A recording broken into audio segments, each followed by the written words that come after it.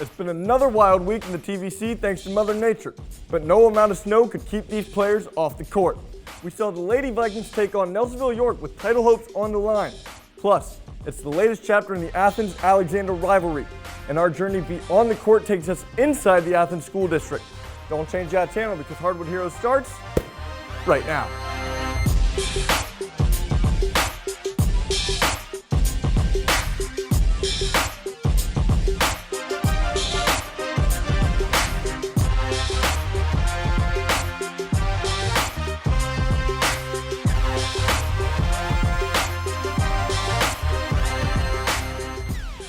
The week may have started slow with games being canceled and postponed, but the action picked up fast and the TVC matchups we saw at the end of the week were so hot they could make the snow melt.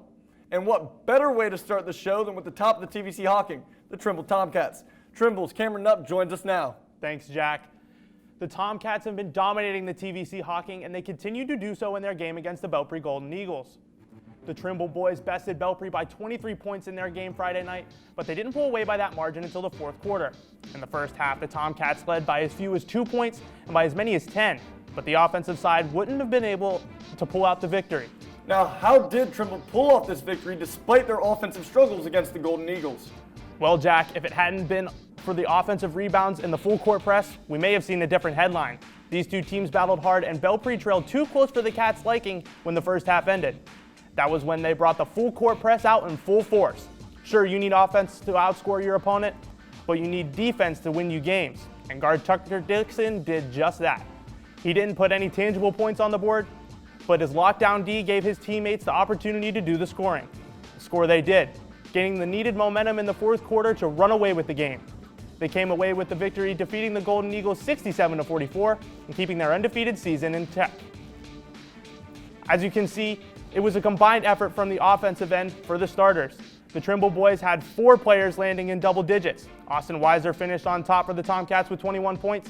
Blake Guffey was right behind him with 15 points. And Bryce Downs and Tyler Weber each had 13 points of their own. These 4 players accounted for 62 of the Cats' 67 points. This is the kind of group effort Trimble needs to make a championship run. And now, Cameron, I hear the girls are having similar success, but I hear there's an extra level added to that. Yes, Jack, these 5 seniors have started together since their freshman year and formed quite the chemistry in the process. For more on this special journey, Haley Hollinger takes a closer look at the tight-knit Lady Tomcats. It's no secret that the Trimble Lady Tomcats have had years of success, and that success aligns with the careers of 5 impactful seniors. They've played together since grade school and have started varsity together since freshman year. These ladies have made it clear that this bond has helped them play for each other and bring victory back to Gloucester. After practice, the Stars gave me insight into the sense of family that has formed and fueled them into the future. Senator Jane Six talked about this bond.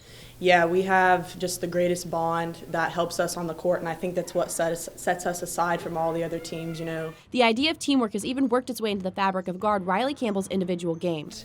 My role is to just shut down these offensive threats from the other team so that I can get my guards a good rest on the defensive side and they can get up and get those fast runs and score in the game.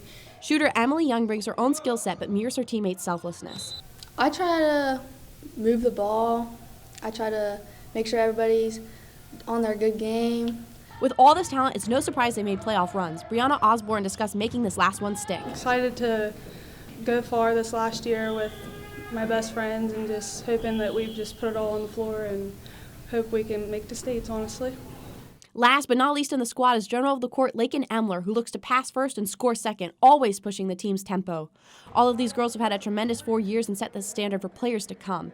Head coach Joe Richards shared his appreciation. Oh, they deserve a ton of credit. I don't know if whatever I think about saying, I don't think it would do justice on how big of an impact that they've had. The Lady Tomcats look to continue their senior season together on Monday against the Eastern Eagles. Reporting for Hardwood Heroes, I'm Haley Hollinger. Now, the Tomcats have been nothing short of dominant, but the team they play next has exceeded expectations and has become a dark horse in the TVC Hocking, the Eastern Lady Eagles. Eastern reporter Zach Mothersbaugh was at the nest all throughout the week to get the inside scoop on both Eagle squads. These girls may be the dark horse, but they've also been inconsistent. On Thursday, they played a strong first half against South Gallia, but it all crumbled away in the second. The Rebels started this game out hot on defense, going up 8-3. Fortunately for the Eagles, they had an answer for the aggressive press by getting out in transition. This led to a back-and-forth first half. After a couple shots from both teams dropped late in the first half, the Rebels were able to go into the half with a 30-29 lead. Despite the impressive performance, the Eagles just fell off in the second half, allowing South Gallia to score the first 16 points of the third quarter. The Rebels were able to pick it up on the defensive end with tough ball pressure, forcing Eastern into a lot of turnovers. This led to multiple fast break opportunities, creating easy layups and getting them into a rhythm on offense. South Gallia ended up winning the third quarter 23-6 and never looked back, taking this game handedly 68-50. The two stars of the Rebels show were Tori Triplett and Jessica Rott, who scored 20 and 17 respectively on 58% shooting. Rott also added 7 rebounds, and McClary also added 14 points of her own with 8 boards. A tough week for the Lady Eagles, and it's a similar story for the boys. They had momentum to build on after getting their first win of the season, but their full court press started to fall apart with about 4 minutes left in the third quarter, allowing Waterford to score quickly and get into a rhythm. It started out with a few easy layups for the Wildcats, including this one here by Holden Daly. Waterford's defense, more specifically Holden Daly's, also flashed early as he shut off the Hops with a ferocious block. Then Eastern went on a small run of their own, highlighted by this 3 from Trey Hill. In the second quarter, Jace Bullington found his stroke, knocking down the first 2 shots, the latter of which was this pull-up. Late in the third quarter, this fast break lay-in by Bryce Newland would give the boys a 22-21 lead that later turned to a 24-21 lead. After that, the Wildcats took over. It started with this layup by Gabe Pochak and was capped off by this mid-range shot from Dylan Hartline that made the score 56-38, and Waterford would take this game 57-38. Eastern travels to South Gallia on Tuesday as they look to avenge their loss to the Rebels in December. For Hardwood Heroes, I'm Zach Mothersbaugh. And our fans had the right read on that game. 79% of you correctly predicted the Wildcats' victory over Eastern. And remember, you can make your voices heard by heading over to our Instagram page and making your picks in our fan vote. Now, we had another team capable of getting their first win of the year, Federal Hocking. But the fans were split on whether the Lady Lancers could get the job done. And to tell us more about the Federal Hocking team's performances, we welcome Grayson Wolf to the show.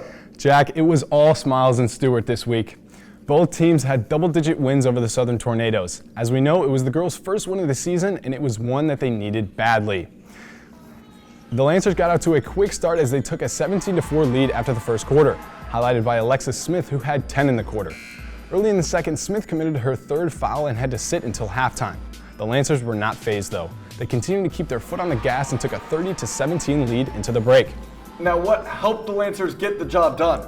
It was their defense. They continued to throw different defenses at the Tornadoes to keep them on their toes and force them into long and time-consuming possessions. That defense also forced many turnovers, and they took the game by a final score of 53-37.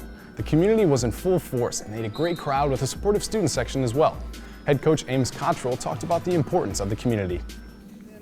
Every time we break, we say family. Okay, that's been a long time. It's not something I started. It's just something the girls have always been part of. So having the boys here in the community, and really we started to believe that tonight because I haven't seen that all year. We haven't had kids up on the bench, the energy. I think finally we're starting to really, we say it a lot, but we haven't always meant it. And I think tonight that'll change. And now, Grayson, we talked about how the girls won. What were the keys to success for the boys this week? It was a similar story, a great defensive performance. The Lancers welcomed the Tornadoes on Friday night and dominated after a slow start. After having school closed for 6 days straight and not playing a game in 2 weeks, Fed Hawk went down 6-0 after 2 quick Tornado threes. Southern was running a 2-3 zone, and Caden Chapman was the beneficiary of it as he had 6 quick points on mid-range jumpers in the heart of the zone. From that point on, it was all Lancers. They finished the first quarter with 24 points as Lane Smith and Chapman both had 9. The Lancers rode that momentum to a 68-48 win. Now, who was the star for Fed Hawk? Smith led the way with 19 points, but I can't say he was the only star. The Lancers had 4 players in double figures: Chapman with 11, Andrew Earhart with 12 off the bench, Tyler Rogers with 14, and of course Smith. The team defense was smothering, and that led to turnovers and fast break layups. With a tough schedule down the stretch, Coach Jonathan Thompson talks about the importance of staying healthy. It's very important. We preach to our kids take care of their bodies, especially when we get in these long, extensive runs where we have a lot of games and we're practicing. I mean, 6 days a week is basically what they're playing right now and going to continue to play. Sunday's about the only day we get a chance to have off, so they've got to take care of themselves. I'm excited to see the Lancers in these tough matchups down the stretch as they try and take the Hocking. Yeah, it's going to be a fun race to watch, that's for sure. Thanks for the great work, Grayson. And now we've talked about the teams in the TVC Hocking. Let's see how the standings turned out. Despite losing their first game of the season, Trimble is still undefeated in conference play and holds that one spot with Waterford at 2. South Gallia adds to the heated TVC race at 3, with Eastern falling behind at 4. Belpre, Federal Hocking, and Southern round out the bottom of the girls' standings. Over to the boys. The boys of the Hocking have stayed much the same, with undefeated Trimble at the 1 spot. Federal Hocking still looking to dethrone those Tomcats at 2. Waterford and South Gallia hold the 3 and 4 spot, with Belpre placing 5th. And finally, it's Eastern atop Southern to round out the rest of the TVC Hocking in the boys' standings. Now switching gears to the TVC Ohio, we saw 2 teams play each other twice this week, with both games shaking up the standings. We now welcome Nelsonville-York reporter Tanner Watts and Vinton County reporter Bryce Tinson to break down these marquee matchups. Jack, these Buckeyes teams are always tough out, especially in TVC play. This week, the reputation, despite both teams being shorthanded. In the boys' game, the Buckeyes gave VC a close game despite this barrier. Picking up action in the first, Eli Radabaugh is doing it all for Vinton County. Grabs the board, runs out in trenches, and spins, put 2 on the board. Next possession, Radabaugh again, in and out, pull up midi, it's money. For NY, Jaden Abrams grabs the rebound, rolls up the court and splits the defenders and gets and 1 as the Buckeyes push the pace. Radabaugh spins, finds Zankar all alone beyond the arc, and he drills it. NY needs a timeout. The Buckeyes keep close, only trailing by 6 at the half with the help of James Koska driving hop step and in. Then Drew Carter hits a step back 3 for the Buckeyes. VC nearly blew a 17-point lead with a combination of missed free throws and turnovers, but they were able to stave off a final NY run and picked up the 70-65 win. Despite the loss, this Buckeye team could play spoiler and find their way into districts. Let's transition over to the girls' action. These 2 teams met up on Thursday night for a high-stakes TVC Ohio matchup. The Nelsonville-York and Vinton County squared up again back in December when the Buckeyes handed the Vikings their only conference loss. Yeah, Tanner. VC could not find the bottom of the bucket in that one, shooting only 18% from the field on their way to a 48-39 loss. However, for this one, the Buckeyes will be shorthanded with only 4 varsity players, including Olivia Spellman, who got 13 points in the first meeting. The VC offense started red hot with a Lacey Williams deep ball. 3 of their first 4 makes were from downtown. How about a little bit of give and go action? Zinn out to Oosley, back to Zinn for point number 1,000. What a moment for the Viking senior. Mackenzie Hurt answered with a hop set bucket, helping the Buckeyes stay in the game. Zinn goes up for another layup, misses it, but is on the boards and puts it back in. You gotta box her out. Hurd was the answer for NY, and oh my, the crossover, and bang, Buckeyes. Finished with 22 points. Tegan Bartow brings the ball up the court, dishes it out to Lacey Williams in the corner, and she drills it. Sniper from outside the arc. NY tried staying in the game with this Kaylee Duper 3. But Tegan Bartow said, not so fast. Dagger. Icing on the cake, VC takes this one.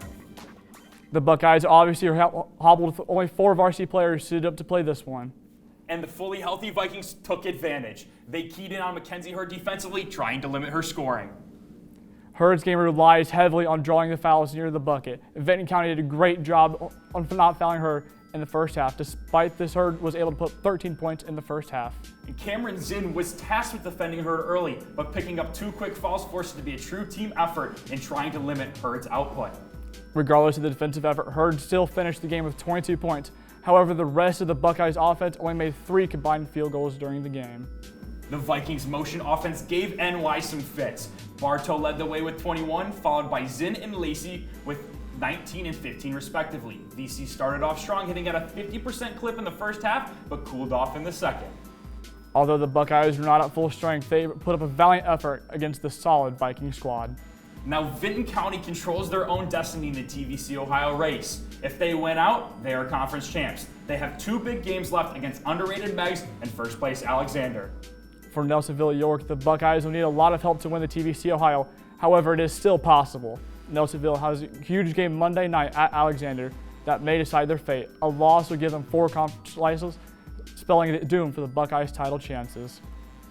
If the Buckeyes can pull off the upset Monday, all they need is an Alexander win over Vinton County to get back in the conference title race. And for now, we send it back over to Jack. Thanks, guys. And while the VC boys got the expected win, the Lady Buckeyes' loss is viewed as an upset to our fans. Keep an eye on our Instagram Sunday nights to put in your picks for the biggest games in the heated TVC title races. Now moving over to another threat in the TVC, the fans believe Meigs had an easy path to beat River Valley, but it was not as easy as most people may have thought.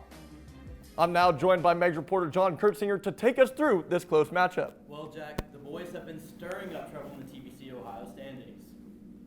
But as of Friday night, Meigs had not played a game in 22 days when they came back home to Pomeroy for a matchup against River Valley that went down to the wire. The last time the Marauders took the court was December 30th, 2021, and you might think that fans would have forgotten about the team, but I can promise you it was popping out in Pomeroy. Out of the gate, the Raiders shot lights out, hitting multiple threes from deep and even held a 13-point lead. Meigs tried everything, even switching to a zone defense, but they couldn't stop River Valley from letting it fly. Heading into the locker room, Coach Hill needed to pump up his players, and that's exactly what he did. Most notably, this man right here, Coulter Cleveland, would go on to dominate the second half. Botting into the paint would quickly close his scoring gap. Look at Cleveland spin, take the hop step, and get the and one. In the fourth, this would become a game of free throws, but who needs free throws when you have Coulter Cleveland grabbing the offensive board and putting it back up for two?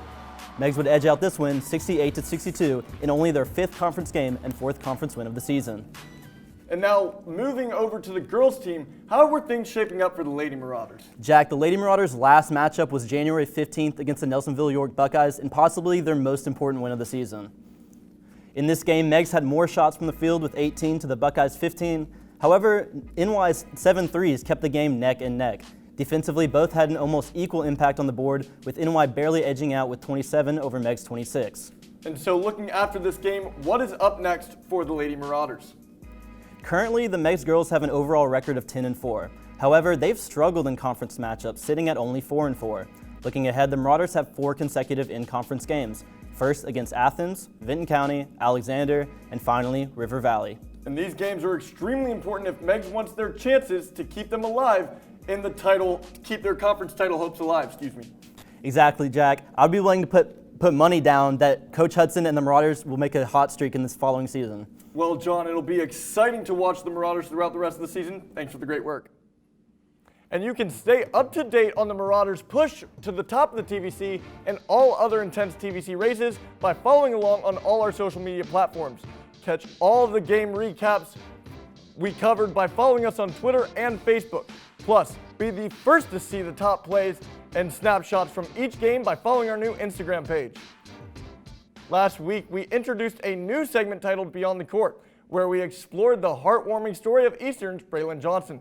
This week, our journey beyond the court continues. We now welcome host of Beyond the Court, Curtis Fader, to tell us more about the communities of TVC. Curtis, where does our latest story take us? Thanks, Jack. Now, this week's trip beyond the court brings us to Athens, where the school district has been taking strides to promote diversity and equity within its buildings. I spoke with the superintendent and an Athens alumnus about the progression of diversity on and off the court.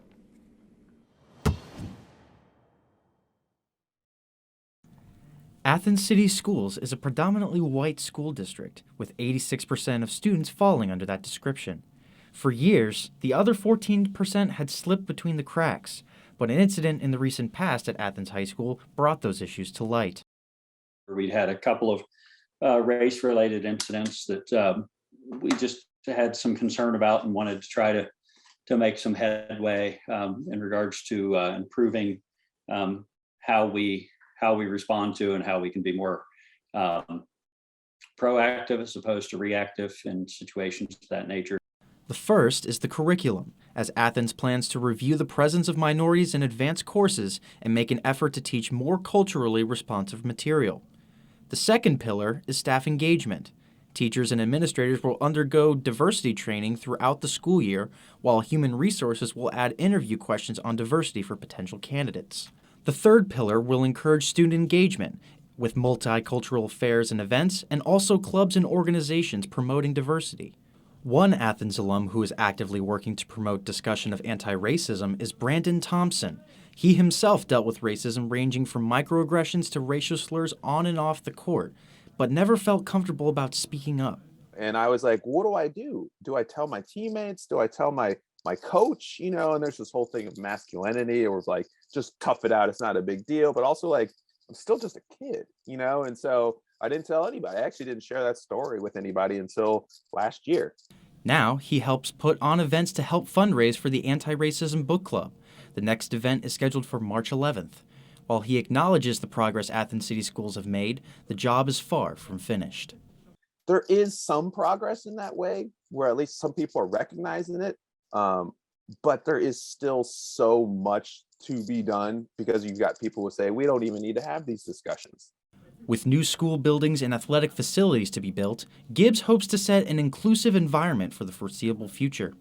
How do you plan for facilities related to athletics, knowing that this building is going to be there for 50 to 100 years, and knowing the trajectory of change that we're on, which I really believe strongly is positive change, but then planning for that so that all students can feel safe and comfortable in those environments. Reporting for Hardwood Heroes, I'm Curtis Fader. Thanks, Curtis. Sounds like a bright future for the students in the Plains. And now bringing us back onto the court for Athens, we welcome in Chloe G. Workman. So Chloe, how were the boys able to build off of last week's exciting victory over Alexander? I tell you, Jack, this game didn't quite go as we expected. From the moment we stepped into the gym, the energy was just unmatched. It was Military Appreciation Night, and Logan set the tone before the first tip. Their student section kept the pace alive, and the team just fed off of it. Athens, on the other hand, seemed to be having trouble breaking through the tough Chieftain defense. They couldn't seem to pick up any beyond the arc either. They heavily relied on Derek Welsh in the paint to pick up their points. So what changed after their win against Alexander? Well, Jack, according to Coach Mickey Cozart, this just wasn't the same defense they seen last week. This team picked up on Nathan Shattuck and only allowed him to score 1 3-pointer and held him at just 11 points. This forced them to pick up buckets under the glass as we've seen a tough match in the paint. Welsh came away with 12 of the team's 34 points, but regardless, this team is still looking for their first away win of the year. Now, last week, the boys got that big upset win at home against Alexander, but on Thursday, we got to see the Lady Bulldogs host the Spartans. And now to talk about the latest chapter in the intense TVC Ohio rivalry, we welcome Alexander's Shane Scalfaro. Yeah, Jack, we've seen this story before. Alexander's star-studded duo showed out in their big rivalry game against Athens. Marley Grinstead and Karen Meeks put on a show and proved they may be the best duo in the TVC Ohio. This duo combined for a total of 37 points, and they kept the pressure going on the defensive side of the ball all night. Struggled with turnovers throughout the night, but this duo led them through it to the end. You're right, Shane. There is some talent over there in Albany, but for Athens, Bailey Davis and Cassie Fetterspiel balled out, picking up a combined 23 points. It was an interesting showdown between the crosstown rivals, but Alexander seems to stay at the top of the TVC Ohio. Now, Chloe, what can Athens do to pick themselves up after this loss? They have done a great job forcing turnovers, but they need to improve on the defensive side of things if they want to keep the force going, especially as we edge closer to the end of the season. They're allowing their opponents to score in the paint too often, and they also need to capitalize on their scoring chances by making those open layups. And now we switch to the other side. Shane, what is Alexander's key to success, and how do they finish this season stronger? For these girls, the Grinstead Meeks duo keeps the team going, but they are starting to involve the rest of the team more and more. They understand that no team is perfect and that every win isn't without a few kinks. Despite sitting at the top of the TVC, Coach Grinstead is still looking to clean some things up, especially those pesky turnovers. Athens did a good job. They played pretty well defensively. We just turned the ball over too much. We have to clean that up. It's been an emphasis. It's what we spend. It seems like we spend all of our time talking about that, and we're not getting where we need to be with turning the ball over. We got to fix that. Let's move it over to the boys' side of Alexander. How did the boys' team bounce back after last week's loss to Athens? Well, Jack, it was a close one, but an absolute thriller. If there's anything these Alexander boys know how to do, it's fight till the end. The Wellston Golden Rockets proved to be a tough opponent on both sides of the ball, leading to the Spartans having a sluggish start where they went into halftime trailing 31-27. But you know what they say? Games are won at halftime. The Spartans came out with fire, and they never cooled down. The defense sparked, and the whole team played better. Now, there had to be a standout for the team. Who was the X factor in this game? While Kyler DiAugustino had 26 points on the night, the X factor had to be Dylan Allison, who had 3 crucial three-pointers in the second half to help lead them to their comeback win, 64-58 over the Golden Rockets. The Spartans' fourth quarter defense was the difference maker in this game. After being down the entire game, the defense held the Golden Rockets to 10 points in the fourth, while the Spartans scored 19 themselves. DiAugustino and Allison were the lead scorers in the fourth quarter to change the tide and win this game. This team is set for a big finish this season. It sounds like both the Alexander team had a big week, adding momentum to their run in the TVC Ohio. Thanks for the great work, both guys. Now let's check out the TVC standings in the TVC Ohio. First, with the girls, Alexander still holds the top spot, but Vinton County is looking to dethrone them at 2. Nelsonville-York is staring at the outside as they currently sit third with Meigs at 4. Finally, Athens, River Valley, and Wellston round out the bottom at 5th, 6th, and 7th. Now moving to the boys' side, the boys of the TVC Ohio also saw very minimal switch-ups in the standings. Vinton County is hanging on to the 1 spot by a thread as Marauders close in at 2nd. Alexander is trying to get back in the running, currently at 3rd. Wellston and Athens find themselves at 4 and 5, while River Valley and Nelsonville-York sit at 6 and 7. Now we have seen some stellar performances this week, but we are only able to select 1 boy and 1 girl for Heroes of the Week. We welcome Curtis back to the show for his pick for Boys Hero of the Week. Thanks, Jack. Now, we've seen this player tear it up on the football field, and he tore it up on the basketball court this week. And that person I'm talking about, Coulter Cleland. He had an all-time performance in Meigs' 68-62 victory over River Valley. And after trailing by 9, Cleland went on a 9-0 run by himself to get the Marauders back on level terms. I mean, talk about putting a team on your back. Cleland's clinic ended up with a game-leading double-double with 26 points and 13 rebounds. But get this, Jack. The most impressive part, 10 of those rebounds were on the offensive end. His ability to dominate the paint allowed the team to get a lot of second chance points to put the Marauders on top, making him a no-brainer for this week's Hero of the Week. Now, Cleveland's double-double was impressive, but Jack, did the ladies have anything special to you? Well, Curtis, believe it or not, we had a lady have a double-double herself. Vinton County's Cameron Zinn posted a double-double of 19 points and 14 rebounds in Vinton County's 56-41 victory over Nelsonville-York. She shot 7 for 12 from the field, including 1 3. She also led the team in rebounds, pulling in 14 total boards. Perhaps the most importantly, 4 of those rebounds came from the offensive side, just like Cleland, which provided a lot of second chance points. From her incredible performance, Zinn also added her name to a very prestigious basketball club. Zinn has added her name to the 1,000 Career Point Club, and while she was limited in the second half offensively, Zinn made her presence felt elsewhere, pulling in 10 rebounds and 2 assists, showing that she can be just as effective off the ball as she can be with the ball in her hands. Well, for one thing, I'm just amazed at all these heroic performances. I mean, this was a tough week for us. Now, we need to make sure they stay true to our motto, and they will for the next weeks to come. Yeah, you said it, Curtis. These players never cease to amaze us. And what an exciting episode that we just watched. And it's only week 2. That means there is still plenty of action down the road.